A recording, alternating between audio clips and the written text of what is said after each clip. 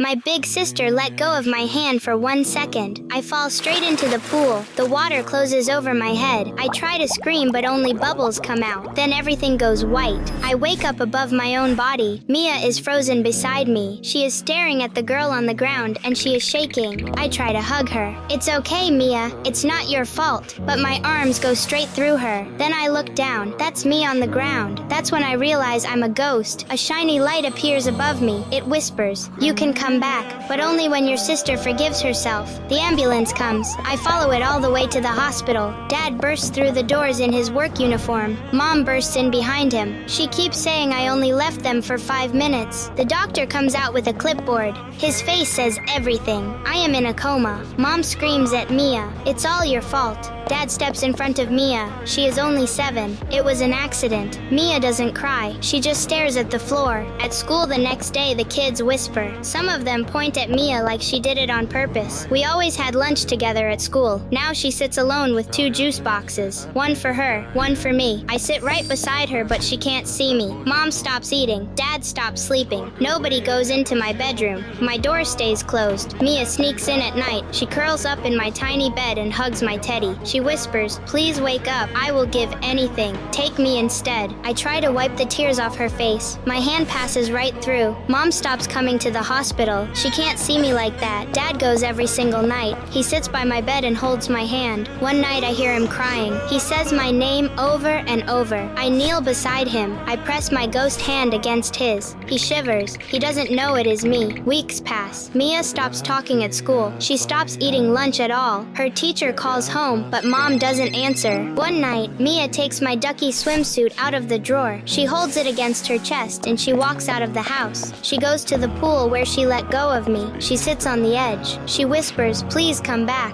I will never let go again." I sit right next to her. She doesn't know I am there. Then I reach for her hand. The water ripples even though there is no wind. Mia feels something. Her whole body goes still. I whisper, "I am okay, big sister." She freezes. Her eyes go wide. Then she whispers my name. She cries harder than I have ever seen. She tells me she is so sorry. She tells me she would trade places with me right now. I whisper, "I already forgave you. Now you have to forgive yourself." For the first time, she forgives herself. The ripples stop. A soft light pulls at me from behind. My eyes open. The hospital ceiling is the first thing I see. Dad is already there. Mom rushes in from the hallway. Mia runs into the room. She sees my eyes. Her knees give out. I whisper, "Big sister, I heard you." Mia climbs into the bed and holds me so tight I can barely breathe. This time she never lets go. Comment what you would say to Mia. I'm born a twin, but my parents only love my brother. The nurse tells them off. She is your daughter too. Mom does not even look at me in my crib. Dad walks past me and only kisses my brother. Years pass and nothing changes. My brother sleeps in a big bedroom. I sleep in the laundry room. Dad buys him new toys. I get nothing. Mom cooks him hot meals. I get the burnt crusts. My brother knows he is the favorite. One day he smashes my only doll on purpose. He threatens, "Tell Mom," and watch what happens. I cook breakfast every morning. I wash every dish after meals, but they don't even notice. I just want to be loved like him. One morning he steals cookies from the jar. He drops crumbs in my hand while I am asleep. Mom storms in yelling, "Who ate all the cookies?" My brother smirks at me. I know exactly who did it, but I say sorry anyway. More years pass. My brother's bullying never stops. He cuts up my school homework. He locks me outside in the cold. Mom and Dad never believe me. One day Mom's wedding ring goes missing. My brother lies and blames me. Mom screams in my face. Dad nods along. She throws me out the door. My brother smirks. Now I am the only child. Just like that, I am homeless. I beg for weeks. A stranger kicks my bowl. She yells, "You're blocking my way." A moment later, a boy my age walks toward me and kneels. Then he shouts, "Get a job, loser," and runs off laughing. Just then, a kid runs toward me holding her dollar. Finally, someone kind. But her mom grabs her wrist and says, "She is not our problem." Night falls. I sit by the road shaking. Suddenly, an old woman stops in front of me. She hands me a small bottle. "Drink this, little one." Then she walks away. I drink it all. My empty stomach finally feels full. I curl up and fall fall asleep. The next morning, a loud crowd wakes me up. Phones flash all around me. I don't know why everyone is staring. A salon lady cuts through the crowd and gasps, "Your hair is pure gold." I don't believe her. She takes me into her salon and hands me a clean dress. In the mirror, my hair shines bright gold. It must be the bottle the old woman gave me. Then the salon lady sits me down and brushes my hair. Gold coins fall everywhere. My mouth drops open. She freezes. We both stare at the pile. Before I leave, I pay her with gold coins for her help. She faints. A TV news crew arrives. The reporter asks, "Where are you from?" I just smile. Every screen shows my face. The girl with the golden hair. Overnight, I become rich and famous. 1 week later, I buy a mansion on the hill. Servants bow when I walk past. Everyone calls me Miss Goldie now. 3 years later, my whole family stands outside my gate. Their clothes are dirty and torn now. Mom holds her hands out begging. Dad bows his head. My brother steps forward. "Sis, I always loved you. They don't want me back. They want my gold." I walk down to the gate. I tell them calmly, "Your bed is the laundry room. This time it fits all 3 of you." Mom turns red and screams. I wave to my guards. "Get them off my property." The gold never stops falling. They lost me, but I gained everything. Would you have let them back in? I am 6 years old when I see my dad die. I am walking to school alone when it hits me. Everything goes quiet. My eyes squeeze shut on their own. Then I see it. Dad's car turns the corner. A truck speeds through the red light. The truck slams into his car. My knees hit the pavement. This isn't the first time I've seen things before they happen, because I can see the future. My whole body is shaking. I push myself up and run. Dad is walking out the front door on his way to work. I throw myself at his leg. "Please stay home, Daddy. Please. A truck is going to hit you." I saw it happen. He laughs. He pats my head. "Stop making up scary stories, Maggie." I grab his sleeve with both hands. I pull as hard as I can. Tears pour down my face. "Please. Just today. Just stay home today." He kisses my forehead. He starts his car and leaves anyway. I chase him down the driveway. I don't stop. By the time I reach the end of the street, he is already gone. I run back to the house. My legs barely work. The phone is already ringing when I walk through the door. Mom picks it up in the kitchen. She drops it. Her knees give out. I already know. I fall into her arms. We cry together on the kitchen floor. That night, I climb into Mom's bed. I tell her everything. "I tried to stop him, Mom. I saw it before it happened. I ran home as fast as I could." She goes very still. Slowly, she sits up. Her eyes are red and swollen. "Stop it, Maggie. Don't you ever say that again." Her voice gets mean. "You are making up stories like a freak. Your father is dead, and you are making it about yourself. She isn't my mom anymore."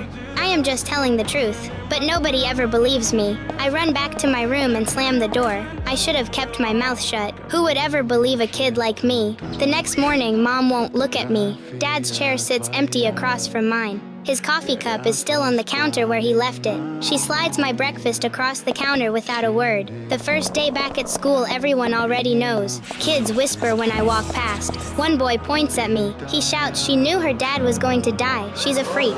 At lunch, I sit alone. Nobody sits with me anymore. I eat my sandwich in the bathroom. Days go by. Mom stops saying my name. She even stops tucking me in at night. A week later, I see another vision. The kitchen sink is going to flood tonight. I open my mouth to warn Mom. Then I close it. I don't say a word. That night, the sink floods. Mom yells at the empty kitchen. I sit in my room and hug my knees. I have a gift, but I am never going to use it again. One night, her voice drifts through the wall. She is on the phone with someone. She says my own daughter scares me. I feel betrayed. The vision tried to warn Dad. He didn't listen. Now Mom thinks I am a monster. My gift is a curse. I wish I was normal, and I can already feel the next vision coming. Something worse than the truck. But nobody is ever going to believe me again. Would you still warn them, even if nobody believed you? I lift my water bottle to drink, but it spills onto my head. Then I buy a popsicle to cheer up, but it drops onto the ground. In math test, the question says 6 plus 7. I write 6, 7. My brain is not braining. Either way, I feel completely confident handing it in. Unfortunately, it's a 0. Dad is waiting at the door when I get home. He tells me I'm grounded for a month. Mom nods at Dad and tells me I deserve it. I should feel sad. Instead, I smile. Then I walk to my room and toss the 0 in the bin. The next day, the teacher calls on me to read.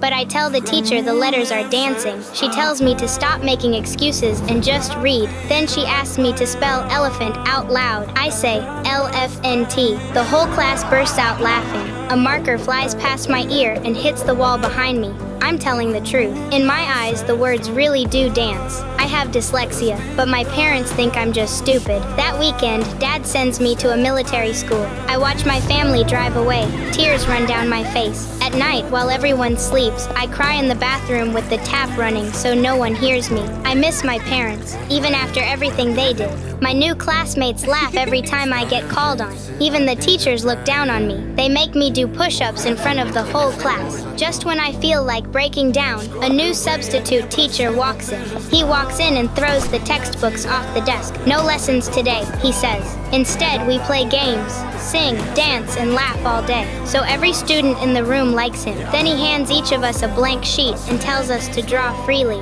Everyone starts drawing, but my paper stays blank, which catches the teacher's attention. Instead of scolding me, he stays calm. The next day, the teacher finds out through my classmates that I have dyslexia. He looks at my writing and sees every word flipped and reversed. That day, the teacher tells us a story about a child who fails every test and hates reading so much, he tears his books and breaks his pencils. He asks who that child is. The whole class laughs and points at me. I panic. It sounds exactly like me. But the answer is Albert Einstein. He says Einstein couldn't read, failed every test, and his teachers thought he was stupid too. He says some brains don't see the world the same way. That's not a weakness, that's a gift. For the first time, I understand why the words dance, and I don't feel stupid anymore. From that day on, the teacher stays after class and works with me one-on-one.